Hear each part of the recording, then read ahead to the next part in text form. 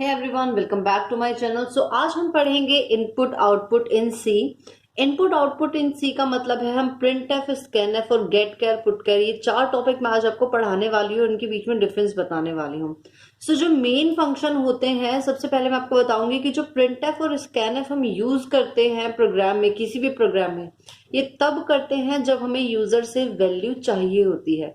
जैसे कि मैंने अभी प्रीवियस चैप्टर में आपको पढ़ाया था, या प्रीवियस टॉपिक में आपको पढ़ाया था, वेरिएबल्स पढ़ाया था, तो उसमें मैंने आपको बताया था कि वेरिएबल जो है इनिशियलाइज हो जाते हैं। अगर हम वेरिएबल को इनिशियलाइज कर देते हैं लाइक दिस, जैसे यहां मैंने आपको बताया कि प्राइस अगर मैंने यहाँ फ्लोट में लिया, प्राइस लिया और प्राइस को साथ के साथ इनिशियलाइज कर दिया, तो ये हमेशा ऐसा ही रहेगा। ठीक, यूजर इसको अपने अकॉर्डिंगली चेंज नहीं कर सकता। अगर यूजर अपने अकॉर्डिंगली चेंज करेगा तो उसके लिए हमें इनपुट आउटपुट फंक्शंस यूज करने पड़ेंगे। सो अब देखते हैं होते क्या है। There are three main functions of any program. कोई भी प्रोग्राम होता है उसके तीन फंक्शन होते हैं। इट टेक इनपुट, कीबोर्ड के थ्रू इनपुट लेते हैं, process this data and give the output. Normally हमें कुछ भी काम करना है, हम कंप्यूटर को इंस्ट्रक्शन देंगे, वो इंस्ट्रक्शंस क्या होंगे? इनपुट होंगे। किसके थ्रू देंगे? कीबोर्ड के थ्रू देंगे। जनरली जो हम लिख करके देते हैं वो कीबोर्ड के थ्रू ही देते हैं। उसके बाद वो डेटा जो है वो प्रोसेस होगा और हमें आउटपुट रिलीज हो जाएगा, और वो आउटपुट कहां पर आएगा? स्क्रीन पर आएगा। All the input-output functions are performed throughout a set of library functions that are supplied with every C compiler. हम कोई भी प्री डिफाइंड फंक्शन ऐसे ही यूज नहीं कर सकते, उनके लिए सेपरेट हेडर फाइल होती हैं जो हमें प्रोग्राम के स्टार्टिंग में यूज करनी होती है। The set of library functions that perform input-output operations is known as standard input-output library.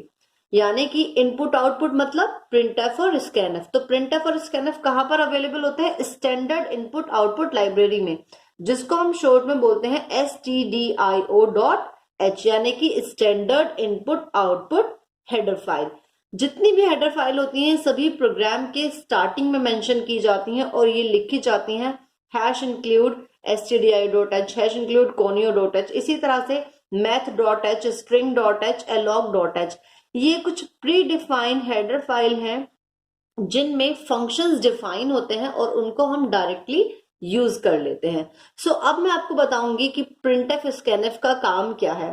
तो अगर हम बताएं, here we will discuss about input function. Input के लिए हम यूज करेंगे स्कैनफ और गेट कैर, और आउटपुट के लिए यूज करेंगे प्रिंटफ और पुटकैर। यानी कि यूजर से डेटा लेंगे तो स्कैनफ और गेटकैर यूज करेंगे, और जब यूजर को डेटा शो करेंगे स्क्रीन पर तो हम प्रिंटफ और पुटकैर यूज करेंगे। सो अब देखते हैं कि इनपुट डेटा हम किस तरह से इनपुट लेते हैं यूजर से। तो डेटा जो है कैसे रीड किया जाता है, जो इनपुट डेटा है वो रीड किया जाता है स्कैनएफ के थ्रू। तो सबसे पहले मैं आपको बताऊंगी फंक्शन स्कैनएफ। स्कैनएफ का जो सिंटेक्स होता है, डबल कोट्स के अंदर कंट्रोल स्ट्रिंग लिखी जाती है, उसके बाद कोमा लगाया जाता है, एड्रेस 1, एड्रेस 2, इस तरह से किसी भी वेरिएबल के एड्रेसेस को मेंशन किया जाता है। ये एड्रेस जो होता है यहाँ पर %% का साइन यूज करते हैं। सो फॉर एग्जाम्पल मान लीजिए हमें मार्क्स एंटर कराने हैं यूजर के, ठीक, तो किस तरह से करेंगे? #include stdio.h, क्योंकि मैं स्कैनएफ फंक्शन यूज कर रही हूं तो मुझे ये मेंशन करना मैंडेटरी है। वॉइड मेन, ये कर्ली ब्रेसेस, ये फॉर्मेट होता है किसी भी प्रोग्राम को बनाने का। Curly braces int marks, marks है तो मैंने इंटीजर में लिया, आप मार्क्स को फ्लोट में भी ले सकते हैं। स्कैनएफ, क्योंकि इंटीजर मार्क्स, जो मार्क्स है वो कैसा है? इंटीजर टाइप का है, तो इंटीजर के लिए मैंने आपको फॉर्मेट स्पेसिफायर क्या बताया था? %d। तो डबल कोट्स के अंदर जो कंट्रोल स्ट्रिंग होगी वो क्या होगी? %d, देन कोमा और एड्रेस यानी कि %, मार्क्स। मार्क्स, अब इसका मतलब क्या है? चलो मैं इसका थोड़ा सा एग्जांपल बताती हूँ। जैसे इंटीजर है, इंटीजर 2 बिट्स लेता है, बाइट्स लेता है, बताया था आपको। मार्क्स नाम का एक स्पेस एलोकेट कर दिया। इसमें जब ये जो है मार्क्स नाम का, इसका कोई ना कोई एड्रेस होगा। फॉर एग्जांपल इसका एड्रेस है 1001। जब यूजर वैल्यू को एंटर कराएगा तो वो मार्क्स के एड्रेस पर जाएगी, इसके एड्रेस की वैल्यू हो जाएगी। फॉर एग्जांपल 2 एंटर करा है तो इसके एड्रेस पर 2 वैल्यू हो जाएगी। इस तरह से वैल्यू आती है जो आपको आगे आगे क्लियर हो जाएगी जब मैं प्रोग्रामिंग आपको स्टार्ट कराऊंगी। सो ये है कि इंटीजर में आपने परसेंटाइल डी यूज किया और एंड परसेंट का साइन लगा दिया। इसी तरह से कैरेक्टर में सी यूज करेंगे और फ्लोट में हम एफ यूज करेंगे। सो नॉर्मली हम क्या करेंगे, इस तरह से कोई भी वैल्यू को एंटर करा लेंगे। उसके बाद अगर हम मल्टीपल वैल्यूज लेते हैं, ये तो बात होगी मैंने सिंगल सिंगल कैरेक्टर लिया यहाँ पे, मतलब सिंगल सिंगल वेरिएबल लिया। अगर मल्टीपल वेरिएबल लेते हैं, for example hash include stdio.h main, चाहे वॉइड मेन लिखो चाहे मेन लिखो बात एक ही होती है। कर्ली ब्रेसेस इंटीजर में x और y वैल्यू ली, दोनों को अगर मुझे एक साथ वैल्यू एंटर करानी है तो किस तरह से यूज करेंगे, क्योंकि दोनों इंटीजर है, परसेंटाइल डी डबल कोट्स के अंदर कोमा एंड परसेंट एक्स और एंड परसेंट वाई। यही अगर इंटीजर में एक्स होता फ्लोट में वाई होता तो हम क्या करते, परसेंटाइल डी परसेंटाइल एफ। यानी कि जिस तरह से जो हमारा सीक्वेंस यहां रहेगा, अगर एक्स इंटीजर का है तो इंटीजर पहले आएगा, वाई फ्लोट का है तो फ्लोट बाद में आएगा। वही चीज अगर एक्स फ्लोट का हो जाता और वाई इंटीजर का हो जाता तो परसेंटाइल एफ और परसेंटाइल डी आ जाता। तो उसी सीक्वेंस में लिखा जाता है जिस सीक्वेंस में एड्रेस दिया जाता है, क्योंकि इसकी जो असाइनिंग होती है वो इस तरह से होती है। सो ये है कि हम कैसे इनपुट कराते हैं। अब इनपुट तो यूजर ने ले लिया, अब मैं आपको बताऊंगी कि आउटपुट कैसे प्रोड्यूस कराते हैं। तो अब मैं आपको बताऊंगी कि राइटिंग आउटपुट डेटा, यानी कि स्क्रीन पर जो हमें आउटपुट मिलता है वो कैसे मिलता है। उसके लिए जो हम फंक्शन यूज करते हैं that is print f. This operation is performed with the help of print f function, जो कि लिखा जाता है return as print f control string variable 1 variable 2 and so on. जितने भी आपको वेरिएबल लेने हैं उतने ही वेरिएबल यहाँ पर लिखे जाएंगे। ध्यान रहे कि प्रिंट एफ में हम एंड परसेंट साइन का यूज नहीं करते हैं, वो सिर्फ स्कैनएफ में किया जाता है। तो इसका एक छोटा सा एग्जांपल, जब हम किसी यूजर से वैल्यू नहीं लेंगे, सिर्फ कोई सेंटेंस प्रिंट कराना है तो किस तरह से कराएंगे। हैश इंक्लूड stdio.h, क्योंकि मैंने प्रिंट एफ यूज किया है इसलिए मैंने stdio.h को यूज किया है। मेन के बाद हमेशा ये कर्ली ब्रेसेस ओपन होता है और इसमें सिंपली लिखा print f c is excellent, यानी कि, और उसके बाद मैंने लगाया बैकस्लैश एन। बैकस्लैश एन का मतलब होता है कि कर्सर जो है वो नेक्स्ट लाइन में चला जाए। इसके बाद मैं कुछ भी लिखूंगी वो नेक्स्ट लाइन में आएगा। अगर मैं ये बैकस्लैश एन नहीं लगाऊंगी तो वो सेम लाइन को प्रोसीड करेगा। फॉर एग्जाम्पल जैसे मैंने यहाँ पे एक और स्टेटमेंट लिख दिया, न्यू दिल्ली, ओके फिर मैंने इस कर्ली ब्रेसेस को, इसके रेस्पेक्टिव कर्ली ब्रेसेस को क्लोज किया। तो जब मैं इस प्रोग्राम को रन करूंगी तो मुझे आउटपुट जो मिलेगा वो कुछ इस तरह से मिलेगा, सी इज एक्सीलेंट। और क्योंकि यहाँ बैकस्लैश एन लिखा है यानी कि कर्सर जो है नेक्स्ट लाइन में चला जाएगा, तो न्यू दिल्ली नेक्स्ट लाइन में लिखाएगा। अगर यही चीज मैं यहां पर बैकस्लैश एन नहीं लगाती तो आउटपुट कुछ इस तरह का होता, सी इज एक्सीलेंट और न्यू दिल्ली, स्पेस भी नहीं आता, मतलब इस तरह का हमें आउटपुट मिलता। नेक्स्ट लाइन से हमें वो नेक्स्ट सेंटेंस जो है नेक्स्ट लाइन में चला गया। सो ये तो मैंने आपको बता दिया कॉन्सेप्ट की बैकस्लैश एन का क्या होता है। अब ये है कि सिंपल जब हमें कोई सेंटेंस प्रिंट कराना हो तो हम इस तरह से प्रिंटफ यूज करते हैं।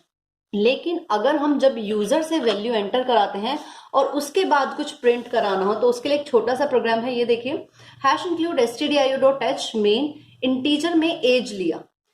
चाहे तो अगर हम नॉर्मल प्रोग्राम लेते तो हम एज को यहाँ इनिशियलाइज कर सकते थे, लेकिन क्योंकि मैं आपको प्रिंटफ और स्कैनफ का कॉन्सेप्ट समझा रही हूँ तो प्रिंटफ के थ्रू हम यूजर से एज को एंटर कराएंगे। प्रिंटफ में मैंने सेंटेंस दिया, enter your age colon backslash n, यानी कि अब नेक्स्ट लाइन में कर्सर चला जाएगा। या फिर आप इसे इस तरह से भी लिख सकते हैं, एंटर योर एज बिना बैकस्लैश एन के। ठीक, तो स्कैन कैसे कराएंगे, यूजर से जब वैल्यू ली जाएगी, एज कैसा है, इंटीजर टाइप है, तो percentile d and percent age इस तरह से आ जाएगा। अब इसको जब प्रिंट कराना है तो प्रिंट कैसे कराएंगे, प्रिंट एफ एज, सेंटेंस लिखेंगे कि भाई एज इज इक्वल्स टू, क्या है एज, कैसी है, इंटीजर टाइप की है, तो परसेंटाइल डी कोमा एज किस में स्टोर है, एज नाम के वेरिएबल में, एज क्लोज कर देंगे। इसका क्या मतलब आ जाता है कि जो भी हमने एज एंटर कराई है वो यहां पर आ जाएगी। जब मैं इसका आउटपुट प्रोड्यूस करूंगी तो आउटपुट कैसा आएगा? सबसे पहले सेंटेंस लिखा आएगा एंटर योर एज। अगर आप ये वाला लिखोगे तो जब मान लीजिए आपने एज एंटर की 5, तो 5 यहां लिखा जाएगा। ये वाला प्रिंट एफ चलेगा तो 5 यहां लिखा जाएगा, क्योंकि यहां बैकस्लैश n नहीं है और यहां बैकस्लैश n है। तो जब फिर क्या करेंगे, एंटर करा लेंगे एज को। एज जो है स्कैन होकर एज नाम का जो स्पेस एलोकेट है वहां पर एज एंटर हो जाएगी। उसके बाद जब हमें एज प्रिंट करानी होगी तो कुछ इस तरह से आ जाएगा, बैकस्लैश n यहां पर लगाएंगे हम, एज इज इक्वल्स टू 5। तो इस तरह हमें आउटपुट मिल जाएगा इस प्रोग्राम से। तो ये काम होता है प्रिंटएफ और स्कैनएफ का। सो इसमें मैं आपको बताऊंगी गेट कैर और पुट कैर। जैसे कि कैर से आपको पता चलता है कि आप इसमें कैरेक्टर ही असाइन कर सकते हैं। सो प्रोग्राम है hash include stdio.h main, character type का एक वेरिएबल लिया ch। आप ch की जगह जो भी आपका मन करे आप वो वेरिएबल नेम ले सकते हैं, क्योंकि वेरिएबल्स में मैंने आपको बताया है कि वेरिएबल नेम आपकी विश के अकॉर्डिंग कुछ भी हो सकता है। सो प्रिंट कराएंगे एंटर द कैरेक्टर। जो भी हम कैरेक्टर एंटर कराएंगे, यहां मैं स्कैनएफ की जगह यूज कर रही हूं फंक्शन गेट कैर। अगर हम यही चीज स्कैनएफ में करते तो कुछ इस तरह से स्टेटमेंट लिखना होता, %c एंड %ch। इस स्टेटमेंट से बचने के लिए हमने क्या यूज किया, जो भी कैरेक्टर टाइप हमने वेरिएबल लिया है ch is equals to get char, और ये फंक्शन यानी कि पैरेंथेसिस लगा के सेमीकोलन लगा लिए। इस लाइन को हम इससे रिप्लेस कर सकते हैं। स्कैनएफ की जगह हमने क्या यूज किया, यहां पर गेट कैर। तो इससे क्या होता है, इस तरह के फंक्शन यूज करने से राइटिंग वर्क बच जाता है। फिर हमने प्रिंटएफ में लिखा एंटर्ड कैरेक्टर इज, कि जो भी हमने कैरेक्टर एंटर कराया है वो क्या है, पुट कैर में। पुट कैर किसके लिए यूज किया जाता है, प्रिंट के लिए। पुट कैर में उस कैरेक्टर को हमने प्रिंट करा दिया। इन दो लाइन की जगह हम कौन सा सेंटेंस यूज कर सकते हैं, print F entered character is %c और यहां पर ch। इस तरह से लिखेंगे, बाद में सेमीकोलन पुट कर देंगे। सो ये वाला सेंटेंस इन दोनों की जगह चल जाएगा। तो आपको यूज क्लियर हो गया होगा कि गेट कैर हम कहाँ यूज करते हैं, पुट कैर हम कहाँ यूज करते हैं। जब हमें इस तरह के वर्क से बचना होता है तो हमने डायरेक्ट क्या किया, भाई ch में वैल्यू आ गई। फॉर एग्जाम्पल ch नाम का एक वेरिएबल स्टोर हो गया, मेमोरी में एलोकेट हो गया। यहाँ फॉर एग्जाम्पल मैंने a एंटर कराया, जब यूजर से बोला एंटर द कैरेक्टर, यूजर ने a एंटर किया। ओके, तो a कहां पर चला गया, गेट कैर ने उसको कहां पर पहुंचा दिया, जहां ch है, ch की जगह पर a हो गया। अब प्रिंटएफ बोलेगा कि जो एंटर्ड कैरेक्टर है वो ये है। पुट कैर ने ch को प्रिंट करा दिया, यानी कि क्या प्रिंट कराया, a प्रिंट कराया। किस तरह से, that entered character is equals to a। So इस तरह से हमें आउटपुट मिल जाता है। अभी आपका फर्स्ट प्रोग्राम है, मे भी आपको समझ में नहीं आ रहा हो। जैसे जैसे प्रोग्रामिंग कराऊंगी तो प्रोग्राम आपको इजी लगने लगेंगे। अभी सिर्फ मेरा मेन मोटिव था आपको प्रिंटएफ, स्कैनएफ और गेट कैर, पुट कैर को समझाना। आई होप आपको क्लियर हो गया होगा। अगर कहीं भी डाउट हो तो प्लीज मुझे कमेंट सेक्शन में कमेंट करें, मैं आपके डाउट को जरूर क्लियर करूंगी। सो इस तरह की वीडियो के लिए मेरे साथ बने रहें। Thank you so much.